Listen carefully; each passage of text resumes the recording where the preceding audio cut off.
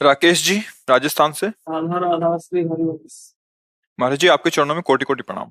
महाराज जी, जब प्राणी अपने किए कर्मों के लिए जगत स्वामिनी श्री जी का निमित्त मात्र है, तो उन कार्यों का हिसाब किताब प्राणी मात्र को क्यों दिया जाता अहंकार के कारण।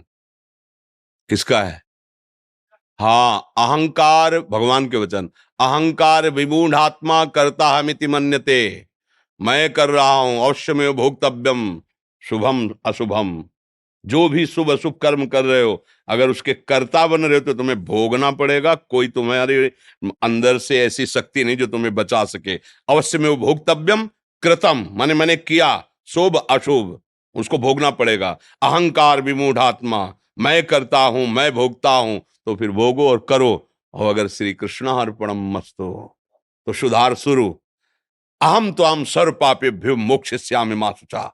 चाहे जितने बड़े दुराचारी रहे हो, अपिचेत सुदुराचारो भजते माम अनन्य भाग। जाओ, अहम तो हम सर्व पापेभ्यो, मैं मोक्ष प्रदान करूंगा। तेसाम अहम समुद्धरता मृत्यु सम, मैं उसे मोक्ष प्रदान करूं। क्या दिक्कत है? अब कर्ता बने हो तो भोक्ता भी बनो।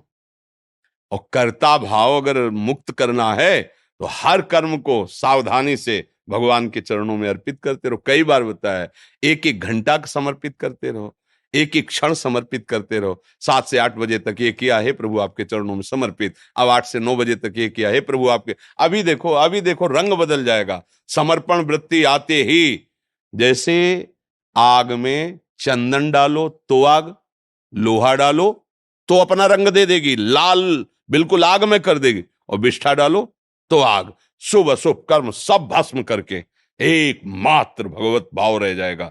समझ रहे हो ना? विष्ठा पवित्र चीज आग में गई तो क्या स्वरूप उसका बनेगा? आग। लोहा डाल दो, घनीभूत है, वो लाल एकदम आग में हो जाएगा। चंदन डाल दो, आग में हो जाएगा। मतलब आग ये नहीं देखती कि क्या डाला गया है, वो उसे अपना स्वरूप प्रदान कर देती है। ऐसे ही भगवान ये नहीं देखते कि तुम पापी हो कि पुण्यात्मा हो। तुम केवल भगवान का आश्रय लेकर के शुरू करो, राधे श्याम, राधा राधा राधा राधा। तो भगवान कहते हैं अहम तो हम सर्व पापेभ्यो मोक्षयिष्यामि। तुमसे जो गलती हुई है क्षमा कर दिया, और मालिक क्षमा कर दे, सबसे बड़ा न्यायाधीश माफ कर दिया। अब क्या होना है? अब तो मंगल ही मंगल रहेगा। पर भोगना इसलिए पड़ेगा, तुम निमित्त मात्र बनते हो क्या? अंदर से देखो, बातें करना अलग बात, तुम निमित्त मात्र हो नहीं, तुम संपूर्ण करता हो। इसलिए संपूर्ण भोगों को भोगो। और जब यंत्र बन जाओगे निमित्त मात्र, तो भगवान के यंत्र के द्वारा वही होता है जो भगवान कराते हैं। और भगवान क्या कराते हैं? कभी शास्त्र विरुद्ध आचरण भगवान के अंगूठे से नहीं होता। यंत्र जो जैसे चलता है ना, वो नहीं होता। वो एक एक कदम, एक एक सब शास्त्र सम्मत होगा उससे, क्योंकि वो भगवान के द्वारा संचालित है।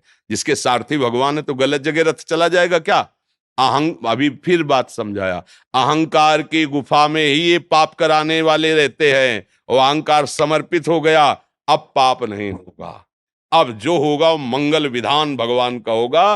देखो कह रहे ना, वैसे तो पाप लगेगा, पाप लगेगा। अरे गुरु है, प्रत्यंचा चढ़ाना सिखाया, उन्हीं से तुम युद्ध कर रहे हो, गला काटने चल रहे हो। जगत गुरु बैठा है सारथी बला, वह प्रभु कैसे मारे। तो विराट रूप रख के दिखाया, जैसे लौंग इलायची फंसी होती ना, देख मैं इनको चबा चुका हूं, केवल तू निमित्त मात्र बन। मारे तो मेरे द्वारा जा चुके, यह है निमित्त मात्र बनना। अहंकार पूर्वक हम हर कार्य करते हैं, हर भोग भोगते हैं, तो फिर उसका फल कौन भोगेगा? फिर आपको भोगना पड़ेगा। ये बुद्धि की चतुराई काम नहीं करती भगवान के आगे। वो चतुर शिरोमणि हृदय के भाव को देखते हैं। ये पंडित जी बड़े विद्वान थे, उनको बड़ा ज्ञान था। तो जैसे शास्त्रों में वर्णन आता है कि हाथों में देवराज इंद्र का वास है, अलग अलग अंगों में, तो अपनी वो वाटिका में बैठे हुए थे, एक गाय चरने आई, तो ऐसे ही कंकड़ उठाया और ऐसे खिलवाड़ में उसके मारा, और सीधे यहाँ बैठी, मर गई गाय। अब गौ हत्या प्रकट हुई, पंडित जी के सामने प्रकट हुई, तो उन्होंने कहा नहीं नहीं, हमने हत्या नहीं की, शास्त्र प्रमाणित है, हाथों में देवराज इंद्र का वास है। और उन्होंने ऐसे, तो वो देवराज इंद्र के पास गौ हत्या गई, मुझे स्वीकार करो। तो उन्होंने कहा कब हमने की? बोले पंडित जी ने बताया कि हाथों में देवराज इंद्र का वास। बोले बस 2 मिनट रुको। अभी गए, एक बढ़िया सुंदर धनी मानी का रूप रखे, प्रणाम पंडित जी। जजमान, पंडित जी बगीचा इतना सुंदर है कि हमने देखा ही नहीं, बहुत सेवा होती है बगीचे की, अपने हाथों से करता हूं, ये सब हमारे हाथों के लगाए हुए। अच्छा अच्छा पंडित जी, और ये बावड़ी बहुत सुंदर बनी हुई जल की, ये भी हमने यहाँ तुम जो कुछ देख रहे हो सब मैंने अपने हाथों से किया। तो गौ हत्या इंद्र ने की है, गौ हत्या इंद्र ने की, और ये सब तुम अपने हाथों से किया। गौ हत्या का चढ़ जाए इसके ऊपर, केवल ये बातें बना रहा है, अहंकार युक्त है। अभी बात समझ गए? अच्छा किया तो मैंने, बुरा किया तो भगवान की सत्ता के बिना पत्ता नहीं हिलता। तो वो पत्ता हिलेगा जो तुम झेल नहीं पाओगे, क्योंकि वो चतुर शिरोमणि है, वो जान रहे हैं। हम लोग थोड़ा कपट ज्ञानी हैं, नहीं?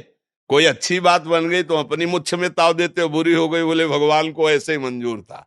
भगवान को जो मंजूर है, जब जान जाओगे तो भगवान के समान हो जाओगे।